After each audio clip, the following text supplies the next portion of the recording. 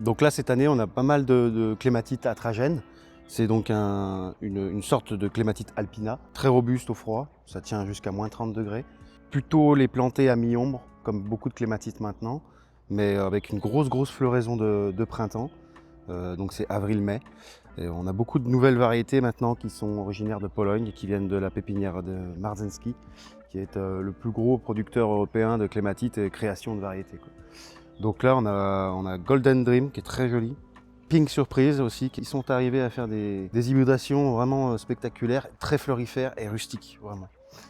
Voilà. Après, on va parler aussi d'une plante qu'on aime beaucoup, c'est la vigne de Coignet, qui est une sacrée vigne qu'on utilise surtout sur les pergolas, qui sont vraiment très poussantes et avec des feuilles en pleine terre qui peuvent faire 30 cm de diamètre. Une grosse décoloration à l'automne aussi, donc rouge vraiment, et hyper rustique au froid, et va tolérer aussi les coups de sec, même l'été maintenant, avec les étés qu'on a maintenant qui sont plutôt très secs. Après dans les clématites, on a aussi beaucoup de Viticella, c'est une autre famille qui fait ce genre de fleurs, qui sont aussi très rustiques et qui sont, elles, vont faire entre 2 et 3 mètres, grosso modo. Donc là on est devant les Trachelospermum blancs, qui sont très odorants, avec une floraison de avril-mai. Mais en pleine terre, à mi-ombre, ils vont fleurir sur mai-juin plutôt. Nous on en a dans la cour qui sont en bouton pour l'instant. À mi-ombre, ils ont 3 heures de soleil par jour et ça marche très bien aussi.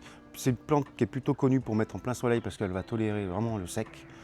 Mais en fin de compte, on s'est bien aperçu qu'à mi-ombre, ça marchait aussi très bien. Et que la floraison durait beaucoup plus longtemps d'ailleurs. Et donc floraison un mois et demi à peu près, très odorante, presque beaucoup même, presque trop je dirais. Et il existe aussi la version jaune pâle, qui est lui un peu plus subtil en parfum, que beaucoup de gens préfèrent maintenant finalement que le blanc qui est très connu depuis longtemps.